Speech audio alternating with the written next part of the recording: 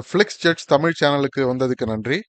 இந்திய மற்றும் உலக மொழிகளில் உள்ள படம் மற்றும் சீரியல்ஸை அலசி ஆராய்ஞ்சி அக்குவேர் ஆணிவேர் ஆக்கி பார்க்கலாமா வேணாமான்னு நீங்க முடிவு பண்றதுக்கு ஒரு ரேட்டிங் கொடுக்கறது தான் என்னுடைய வேலை.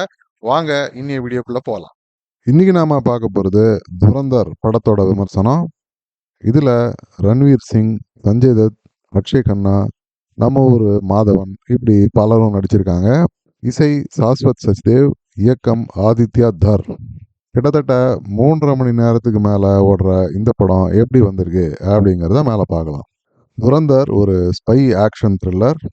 நம்ம எல்லாருக்கும் தெரியும், 1990களிலேருந்து பாகிஸ்தான் தீவிரவாதிகள் நம்ம ஊரில் plane hijack, parliament attack, Mumbai attack இப்படின்னு மானாவாரியாக இந்தியா மேலே தாக்குதல் நடத்திக்கிட்டே தான் இருந்தாங்க.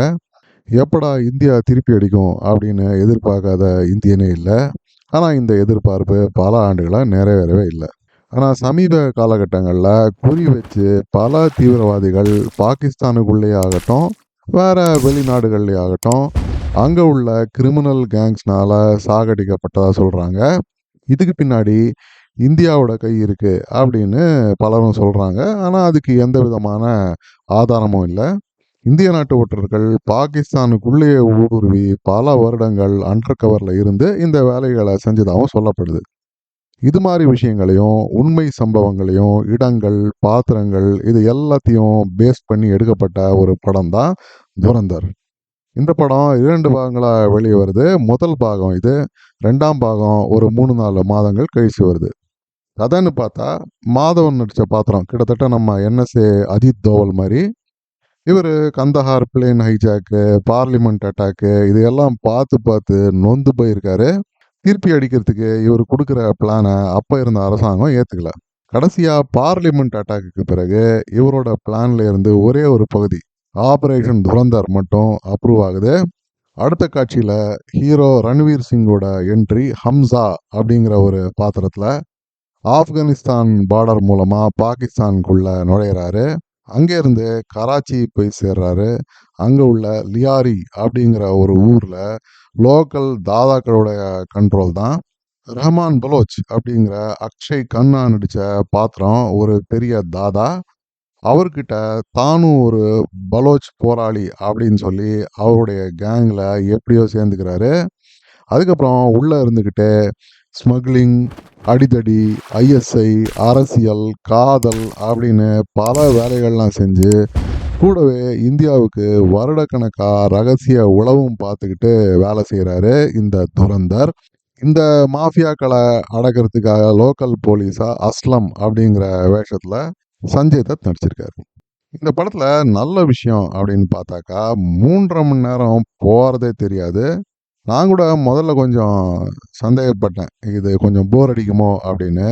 ஆனால் ஒரு காட்சி கூட அப்படி இப்படின்னு பாட்டு கூத்து இப்படிலாம் வேஸ்ட் பண்ணாமல் காதை வேகமாக நடந்துக்கிட்டே இருக்கும். நமக்கு ஏற்கனவே தெரிஞ்ச பல உண்மை சம்பவங்கள் திரையில் வந்தாலும் ஹீரோவோட பார்வையிலேருந்து, ஏன்னா அவர் அங்கே ஏற்கனவே அந்த கேங்கில் ஊடுருவி இருந்ததுனால அவருடைய கோணத்துலேருந்து இந்த காட்சிகளை எடுத்திருப்பாங்க.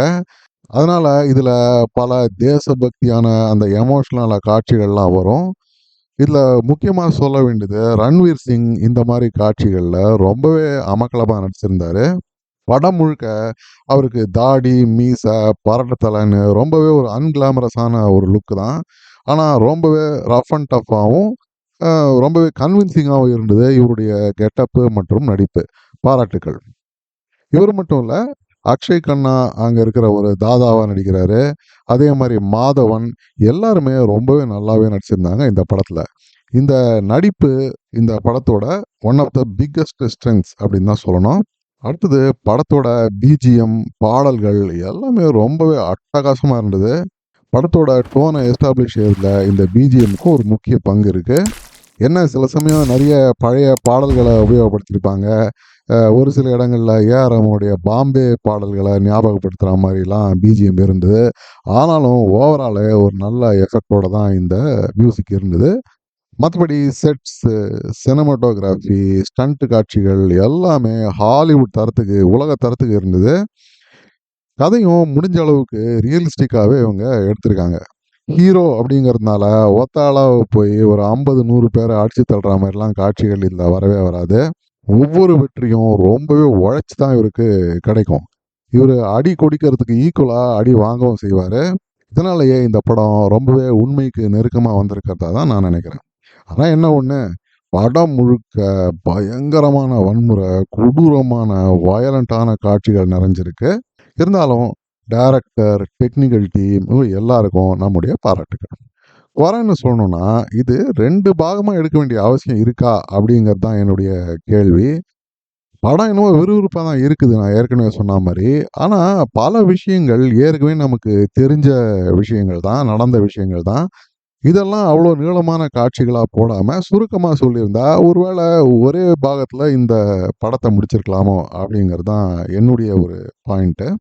இன்னொரு பெரிய குறை அப்படின்னு பார்த்தாக்கா, முதல் பாகம் ஃபோக்கஸ் செய்யறது, கராச்சியோட அண்டர் வேர்ல்ட்ல நம்ம ஹீரோ எப்படி எஸ்டாப்ளிஷ் ஆறாரு அப்படிங்கிறது தான்.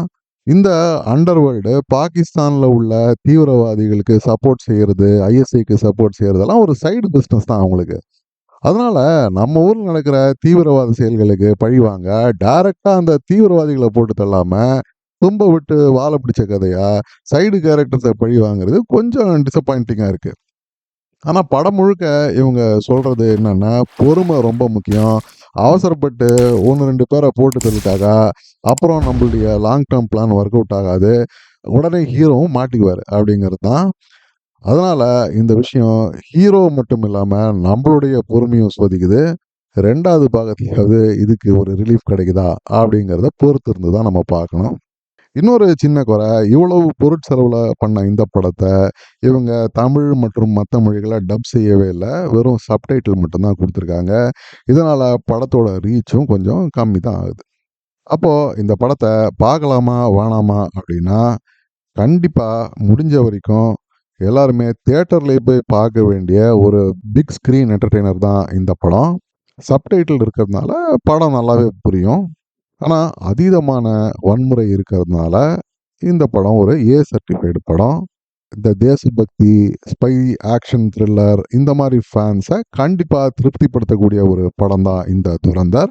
மிஸ் பண்ணாம தியேட்டர்லயே போய் பாருங்க. இந்த படத்துக்கு நான் குடுக்கக்கூடிய ரேட்டிங் 7 அவுட் ஆஃப் 10 ஸ்டார்ஸ். மீண்டும் ஒரு முறை இன்னொரு விமர்சனத்தோட உங்களை சந்திக்கும் வரை நன்றி, வணக்கம். இந்த வீடியோ பிடிச்சிருந்ததுன்னா லைக் பண்ணுங்க, ஷேர் பண்ணுங்க, சப்ஸ்கிரைப் பண்ணுங்க. உலகத்தரமான படம் மற்றும் சீரியல்களை நீங்க பார்க்கணுங்கிறதுக்காக பல சினிமா சீரியல்களை பார்த்து அதிலேருந்து சரியானதை மட்டும் அடையாளம் காட்டுறது தான் இந்த சேனலோட குறிக்கோள். நன்றி.